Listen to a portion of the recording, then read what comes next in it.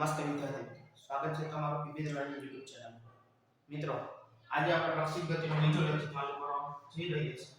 આગળના લેક્ચરમાં આપણે ગતિપથનું સમીકરણની તારવણી કરી હતી અને પ્રક્ષિપ્ત ગતિ કોને કહેવાય, પ્રક્ષિપ્ત ગતિ કઈ રીતના હોય એ બધી તારવણી આપણે જોઈ લીધી. મિત્રો, આજે આપણે પ્રક્ષિપ્ત ગતિના બીજા સમીકરણોની તારવણી કરશું. તો એ પહેલા એક વસ્તુ જોઈ લઈએ કે ગતિપથનું સમીકરણ કેવું હતું. મિત્રો, તમને ચોક્કસ યાદ હશે. હું માનું છું v0 is equal to y is equal to tan theta x minus g upon 2v0 square cos square theta into x square. બરાબર છે મિત્રો? આ સમીકરણને આપણે તારવણી કરી લીધી હતી. તો મિત્રો, આપણે આજે બીજા બે જો સમય રહે તો ત્રણ સમીકરણ. પહેલા આપણે આજે મહત્તમ ઊંચાઈ પ્રાપ્ત કરવા માટે લાગતો સમય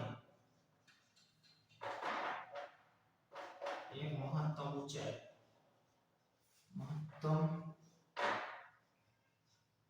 ઊંચાઈ અને અહીંયા વચ્ચે રહી ગયું ઉડીયર સમય.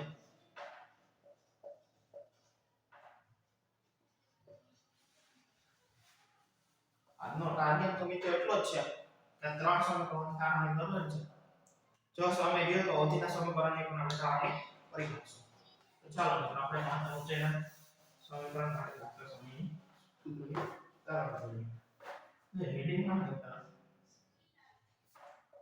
મહત્તમ અક્ષર થોડા નાના હોય છે. મહત્તમ ઊંચાઈ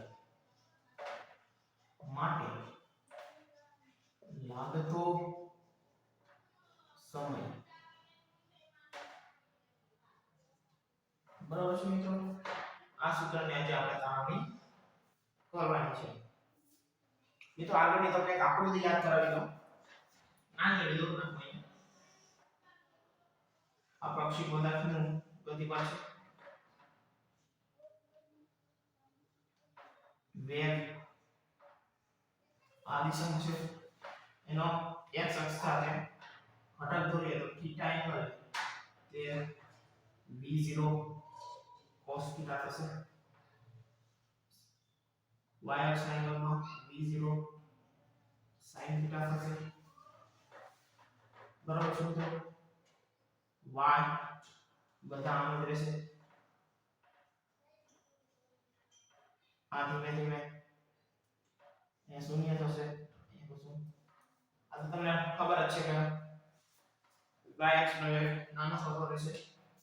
હવે મિત્રો, આ જે ઊંચાઈ છે જ્યાં વેગ 0 થાય છે, v0 0 એ અહીં થાય. આ જે વેગ છે આ એ વેગ 0 હોય તો વેગ 0 ક્યાં હોય? મહત્તમ થાય. તો આપણે આને h નામ આપીશું અને ચોપડીમાં આને hm પણ નામ આપીશું. કઈ વાંધો નહીં, અને hm પણ ચોપડીમાં નામ આપીશું. તો મિત્રો, હવે આપણે સમીકરણની તારવણી કરીએ. તો મિત્રો, અહીંયા આપણે શું છે તો એ પરથી આપણે સમીકરણની તારવણી. તો પ્રારંભિક વેગ છે, અંતિમનો વેગ છે મિત્રો, અને સમય આપણી પાસે છે મિત્રો. તો કે ના સર મિત્રો, આપણે આગળ જ્યારે ગતિપથનું સમીકરણની તારવણી કરી હતી ત્યારે એક આપણે ગતિપથની સમીકરણની તારવણી કરી હતી ત્યારે આપણે એક સમીકરણમાંથી આપણે એક સમય જોઈતો હતો. યાદ છે તમને? બરાબર છે મિત્રો? એની પણ આપણે આજે જરૂર પડશે. તો હવે આજે આપણે v0 છે, અંતિમનો વેગ છે મિત્રો. આપણે સમય ગોતવાનો છે અને ગુરુત્વ પ્રવેગ y અક્ષમાં 0 છે, x અક્ષમાં અચળ રહેશે. બરાબર છે મિત્રો? હવે આપણે એ પરથી તો એક જ સમીકરણ નું આવે છે કે v v0 પ્લસ 80 બરાબર છે મિત્રો એક આ જેવું સમીકરણ છે જેમાં પ્રારંભિક વેગ છે અંતિમનો વેગ છે અને ગુરુત્વ પ્રવેગ પણ છે મિત્રો બરાબર છે મિત્રો તો હવે આપણે જોઈએ ગતિ કયા અક્ષ થાય છે y અક્ષ સમીકરણ y અક્ષ મૂકશું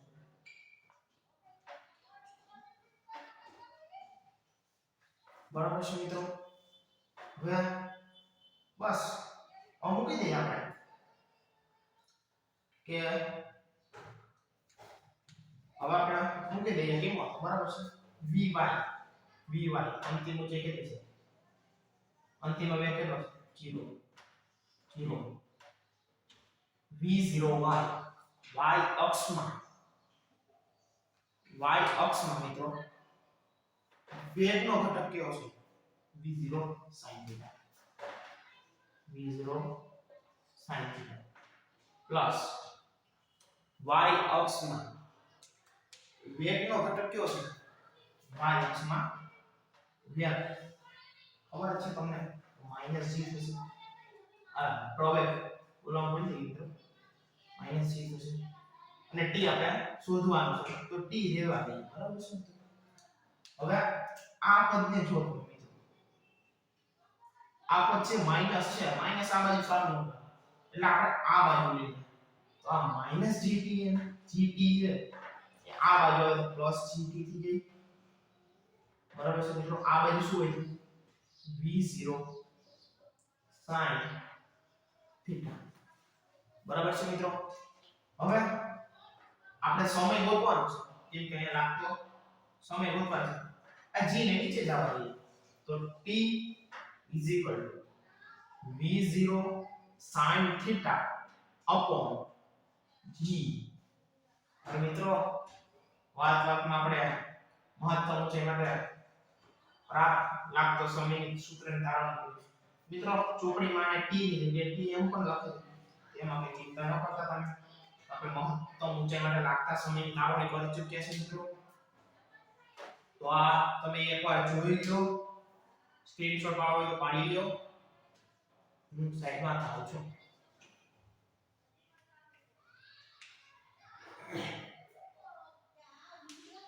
ચાલો મિત્રો હવે આપણે આજના ટાર્ગેટમાં બીજો શું હતું ઉડ્ડયન સમય મિત્રો ઉડ્ડયન સમય શું કહેવાય સહેલી વસ્તુ ઉડ્ડયન મારે લખવા ભૂલી ગયો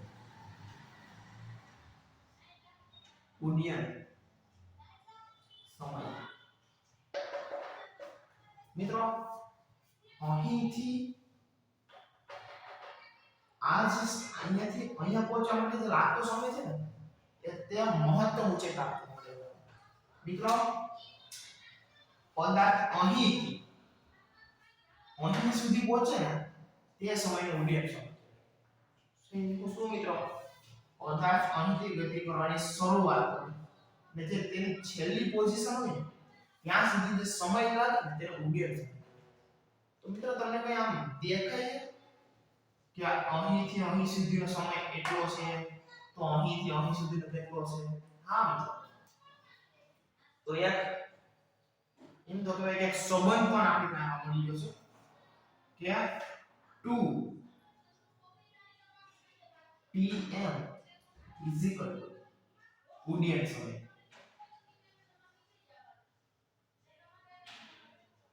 બરાબર છે મિત્રો 2 tm બરાબર ઉડ્ડયન સમય હોય છે બરાબર છે આ ઉડ્ડયન સમયને ચોપડીમાં ક્યારેક pf પણ લખે pf એટલે t ફાઇનલ બરાબર છે મિત્રો હવે આપણે સૂત્રની તારવણી કરીએ તો હવે સૂત્ર એકલા જ સમય જશે આ tf બરાબર છે આ ઉડ્ડયન 2tm છે 2tm 2 ને m ને રાખીએ આપણે આ tm એટલે શું વળી અને મિત્રો tm એટલે તો આપણે હમણાં સાબિત કર્યું ને તો tm ની જગ્યાએ આ લખી નાખો v0 sin theta upon g બરાબર છે મિત્રો તો હવે t f is equal to 2 v0 sin theta upon g આ જે છે આવું આપણે સૂત્ર મળી ગયું જે ઉડ્ડયન સમય નું સૂત્ર છે બરાબર છે મિત્રો આ ઉડ્ડયન સમયના સૂત્રની બીજી પણ એક સાબિતી છે એ સાબિતી આપણે કરવા જઈશું તો થોડો ટાઈમ વહી જશે આ ઉડ્ડયન સમયની એક બીજી સાબિતી છે ડાયરેક્ટ આ પણ રીત સાચી જ છે પણ આથી એક બીજી એક રીત છે પણ એ થોડી લેન્ધી રીત છે મિત્રો એટલે આ રીત અત્યારે હું તમને કરાવું છું હવે આપણે આગળ વધીએ બરાબર છે મિત્રો તો મિત્રો આપણે ઉડ્ડયન સમય અને મહત્તમ ઊંચાઈ માટે લાગતા સમયની સૂત્રની તારવણી કરી લીધી છે બરાબર છે મિત્રો તો હવે આપણે એક જો તમને એમ થાતું હોય કે ઉડ્ડયન સમય પ્રાપ્ત કરવા માટે સાચી રીત જોવી જ છે તો હું તમને બતાવું એ માટે કંઈ નહીં b v0y plus 1/2 at square આમાં y અક્ષમાં મૂકવાનું મિત્રો આ v0 અહીંથી આપણે ભૂલી ગયા છે આ t આપણે કયો સમયની તારવણી કરવાની છે ઉડ્ડયન સમય માટે શું છે સિમ્બોલ તો કે tf મિત્રો આમાં તમે કિંમત મૂકશો એટલે તમને ઉડ્ડયન સમય માટે મળી જવાનું છે d ની કિંમત મૂકશો v0 y ની કિંમત મૂકશો tf ની કિંમત ના મૂકતા કેમ કે tf આપણે શોધવાનું છે 1/2 અચળ છે y અક્ષમાં વેગનો ઘટાડ એનું મૂકી દેજો ને tf ન મૂકતા આમાં તમે કિંમત મૂકશો એટલે તમને ઉડ્ડયન સમયનું સૂત્ર મળી જશે તો આ તમે પર લઈ લો બરાબર છે અને જો ન થાય તો મને કોમેન્ટ સેક્શનમાં જણાવજો હવે મિત્રો આપણે મહત્તમ ઊંચાઈનું મહત્તમ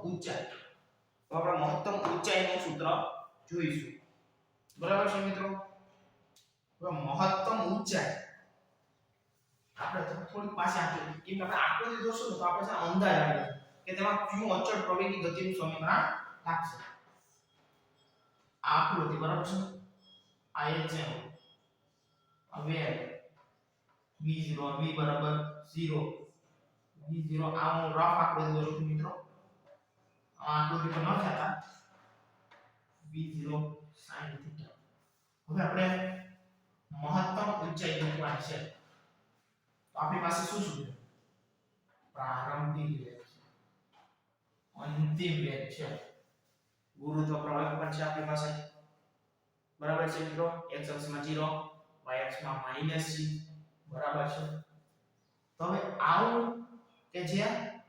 ઊંચાઈને સાંકળતું અચળ પ્રવેગી ગતિના સમીકરણમાં એક જ એવું સૂત્ર છે મિત્રો કે જે ઊંચાઈને તેના સાથે લે છે બરાબર છે મિત્રો તો હવે આપણે સૂત્ર લખીશું કે તે કયું સૂત્ર છે b v0t plus 1/2 a t square બરાબર છે મિત્રો આ સાચું સમીકરણ છે કેમ કે આમાં અંતર આવી ગયું એટલે કે ઊંચાઈ કે તમારે જે જો આવી ગયું પ્રારંભિક વેગ આવી ગયો સમય આવી ગયો ગુરુત્વ પ્રવાહ આવી ગયો આ એની છે કે આપણે જે નાખ્યો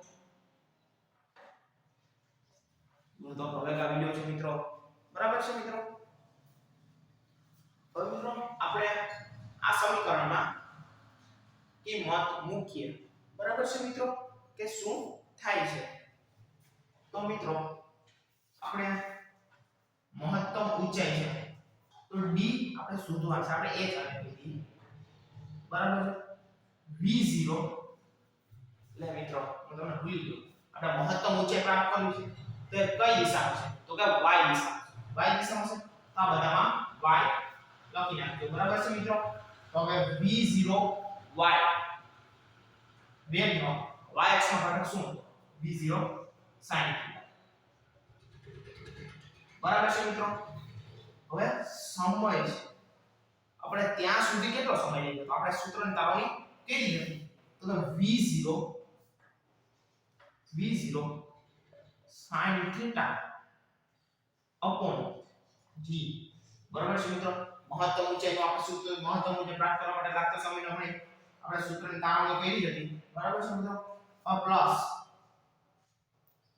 1/2 g y અક્ષમાં ગુરુત્વ પ્રવાહનો ઘટાડો શું હતો માઈનસ બરાબર છે મિત્રો t સ્ક્વેર અહીં લો ત્યાં મૂકી દો v0 sin θ upon g નો હોલ સ્ક્વેર બરાબર છે મિત્રો આપણે કિંમત મૂકી છે બરાબર તો હવે આપણે સાદું રૂપ આપીએ h v0 sin θ શું થશે v0 square sin square θ upon g અહીંનો માઈનસ આવી જશે માઈનસ અહીંયા મૂકી દો કે એક સાથે ગમે ગુણે જેવો એ જશે by 2 into v0 square sin square theta upon g square મિત્રો કાંઈક આમાં ઉડે છે g અને g ક્યાં બરાબર છે અહીંથી એક છે જો અને અહીંથી એક છે તો વિધો એક છે બરાબર h is equal to v0 sin square theta upon g minus અહીંયા કઈ નથી પણ એક હશે 1/2 v0 square sin square theta upon g મિત્રો હવે મને બોર્ડમાં જગ્યા ઘટે છે ખાલી એક જ રીતે બાકી છે પણ જગ્યા એટલામાં નહીં ને એટલે તમે આ સાબિતને એકવાર જોઈ લો સ્ક્રીનશોટ પાડી લો હું સાઈડમાં થાવ છું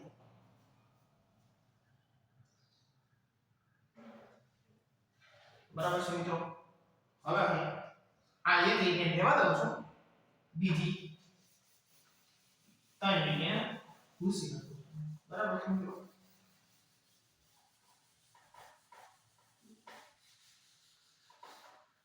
હવે મિત્રો અહીં જો આ એક આખો છે આ શું છે આ v0 આ એક આખો છે શું છે આ સંપૂર્ણ છે બરાબર છે ને અહીંયા જો અહીંયા 1/2 છે અહીંયા એટલે આ અડધું છે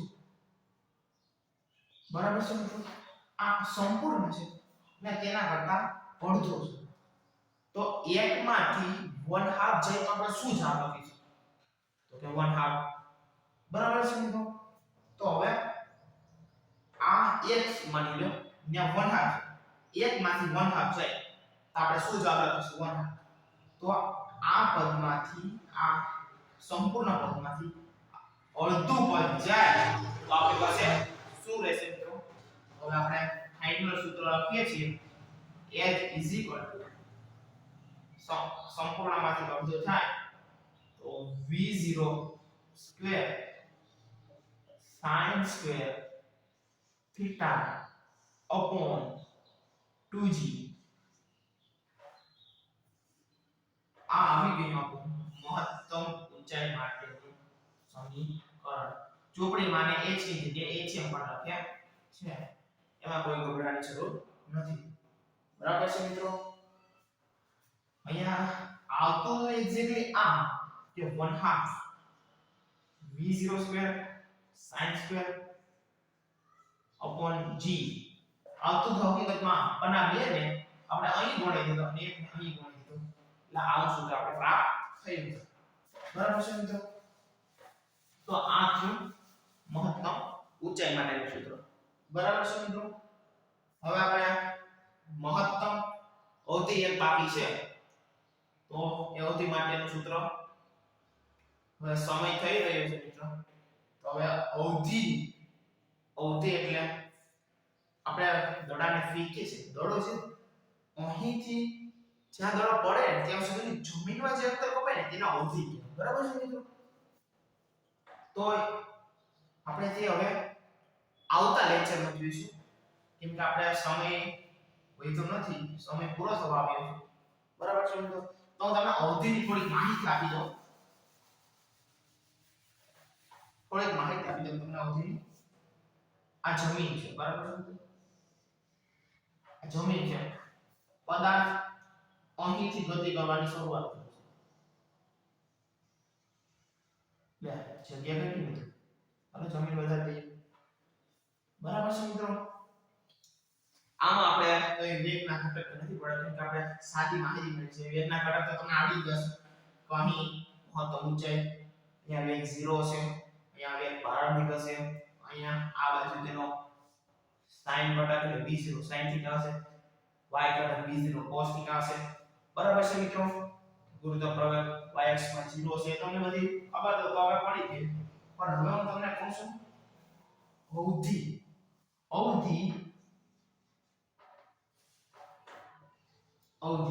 અવધિને ઇંગ્લિશમાં રેન્જ કહે. બરાબર છે મિત્રો?